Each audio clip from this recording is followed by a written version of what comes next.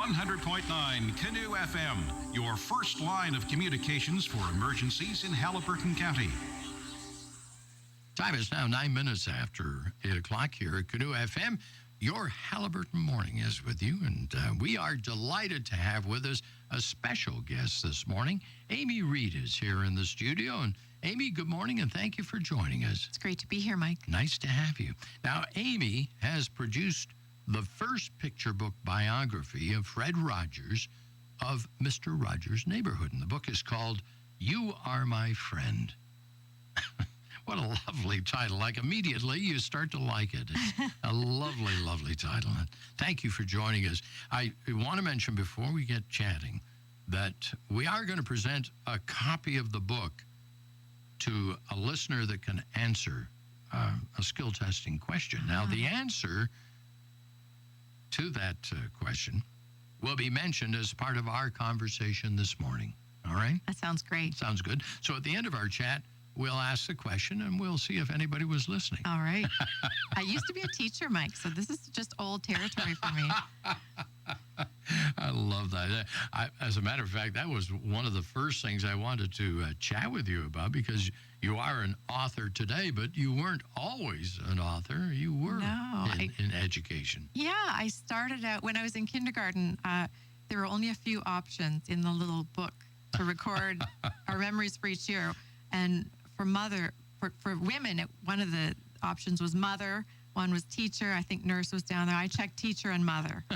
So I became a teacher first. I taught high school English and music and special education. Oh, wow. And then I became a mom, so I checked that box.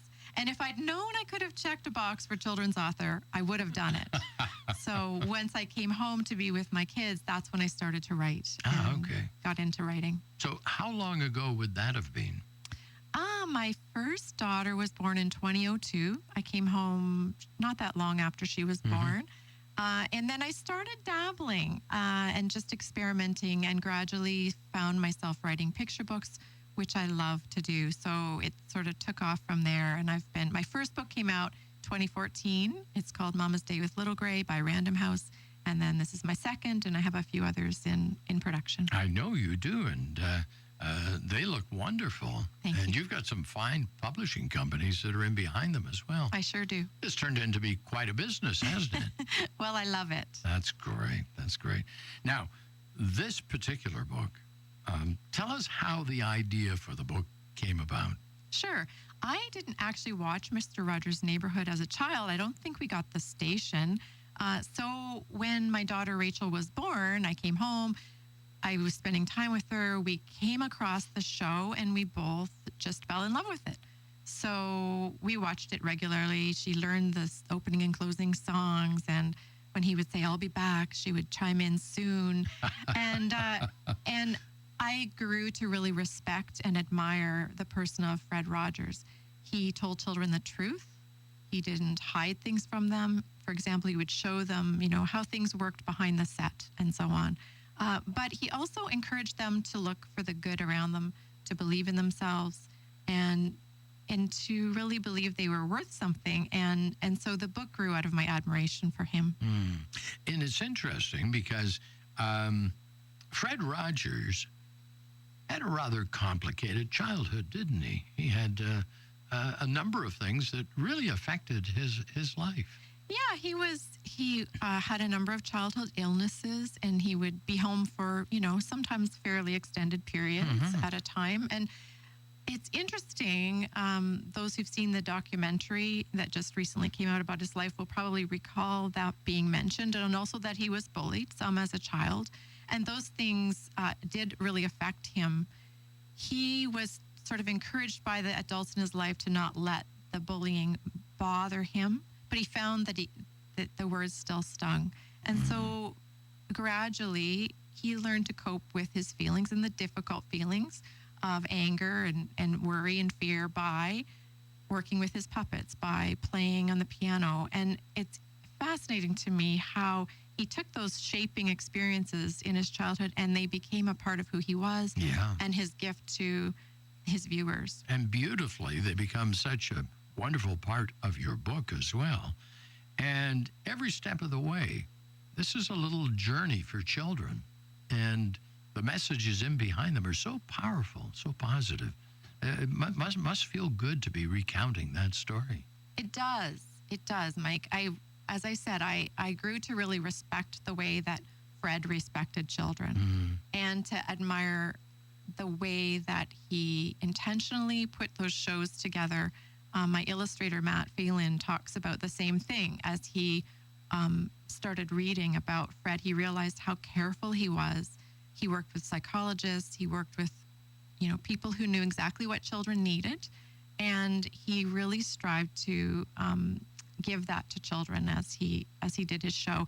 And the main thing I think that that the book focuses on is how he took some things that his grandpa had said to him about him being special, him being unique, and just being himself, and brought that message to children at the end of every show. Yeah. And that is sort of the heart of the book that I really hope that children and readers, even people my age and your age, can still hear that message and learn from it. When I came to that part of your book, and thank you for sharing a copy of your book with me, when I came to the spot where Granddad was involved, it's a pretty emotional point of the book. Yes. Because it's in its simplicity, it is so profound. And it really had a huge impact on Fred. It did. Yeah. Yeah, he talked about that many times. His maternal grandpa's name was Mr. McFeely. And so fans of the show will remember that there was a speedy delivery man called Mr. McFeely on the show. Yeah. And he was named for Fred's grandpa. So Isn't he was that a lovely? very formative influence on him. One of the delightful parts of your new book is the illustrations as well. They work wonderfully with what you've written and your whole concept for the book. How did you find this fine graphic artist who's done these? I assume they're watercolors, are they? Yeah. Yeah, they're just gorgeous. They are. I could not be happier with the art for this book. I didn't actually choose the illustrator. What normally happens is because I'm not an artist myself, my agent sends in my words and my manuscript, and if the publisher wants that, they purchase that from me, and then they go on the hunt to find someone who could really do a perfect job of conveying that story. And I am beyond thrilled with what Matt has done with this book. He really was excited about the opportunity to illustrate it. He watched the program as a child, and I think that his art, with its simplicity and its emotional clarity, has really captured the heart of the book. And so I couldn't be more thrilled. It is really a beautiful combination between your words, the story, and the illustrations. It works so well. Now, I wanted to ask you, why did you choose Haliburton to do the launch of your book? You're from Hamilton. I am. Yeah, and I figured you'd want to do it back in your hometown, but here you are. You're doing it at Master's Bookstore this Wednesday. I am. I'm thrilled to be here. We love to come to Haliburton in the summers. This is a home away from home for me, and so I'm really thrilled to be working with Master's Bookstore. I'll be there Wednesday from 10:30 till noon, and then 1:30 till 3. Lovely. Just hanging out. We're so lucky to have a store right here on the main street. Are we ever? And I am a huge browser. I'm a huge book person. I love to just go in there and spend time seeing what treasures I can find around the corner. So I'll be there. And if people want to come in and have a book signed, that's great. There's also going to be a draw for anyone who pops into the store, and there's no purchase required. You can put your name in the draw, and then at the end of the day, we'll draw a name, and that person will get a $50 gift certificate to Masters. How nice. How nice. We are very lucky to have Masters Bookstore on the main street. And one of the wonderful things, I'm not always as up to date on what are the best sellers at the moment, but you can walk in there. I have friends I like to have Christmas gifts for, and you say, I like a book for a guy who likes this kind of reading. Well, come with me. I know. She can take you right to where the perfect gift is, right? You can indeed. So Wednesday, you'll be there from 10:30 in the morning for the first part, and then coming back in the afternoon for another session. That's lovely. So we hope people will do that. And thank you for choosing Halliburton to do this as well. Now, in deciding to do this book, what is doing this book? What has it meant to you as an author and as a mom? Great question. I really connected as a mom with Fred Rogers through watching his show. I'm a recovering perfectionist, and so I really wanted to do this mother thing right. And there's so much to be thinking about and concerned about, so much reading you can do, so much conflicting advice. And I found a lot of reassurance in that simple message that I could pass on to my children the thing that was most important, which is my unconditional care and my attention. I think Fred really had a way of using mass media, but making it feel like he was speaking just to me and just to you. And so I had a few of those experiences myself where I just felt like, oh, I'm enough as I am. I can be a mom to my children. I can help them feel that they're enough, that they make my day just by being with me. And so it's been a very personal journey for me. Well, one of the interesting things, and you just mentioned it, and I always found it was a profound element of Mr. Rogers, is that you really believed he was just talking to you, that this was a private conversation between the two of you, and you kind of forgot that there was all that television stuff in behind. Yeah. And it was engaging, to say the least. I agree. Yeah. And you know what? He actually did, in his mind, focus on talking to one child. That was the way that he conceived of the program. Yeah. And what helped him, I guess, become ready to be in front of the camera. He actually started a sort of a preview of what became Mr. Rogers' Neighborhood here in Canada. And for a couple of years in the mid-'60s, he came out from behind the puppet screen, and he was the one moderating the show here in Canada, and then went to the United States. And that was the advice he was given. Think of one child. Yeah. It's very much like they say, what makes good radio? You know, you talk to one person at a time, and it creates that closer relationship. And he certainly did that. He was an honest, he was a good soul, and his words, his deeds certainly mirrored that. And today, although he's gone, he still has a profound effect on people when they talk about him. Like I find it is very emotional when you think about Mr. Rogers. I agree. And there are stories and stories and stories of people who say that exact thing. There's a very real heart connection to what he said, and he was genuine. And I do believe that we know when people genuinely care, and when they are being honest, and when they're authentic, when they really just are who they seem to be. And that what the research that I did bore that out. Everybody says Fred was who we saw on The Neighborhood. How long did it take you to develop the book and bring it to fruition?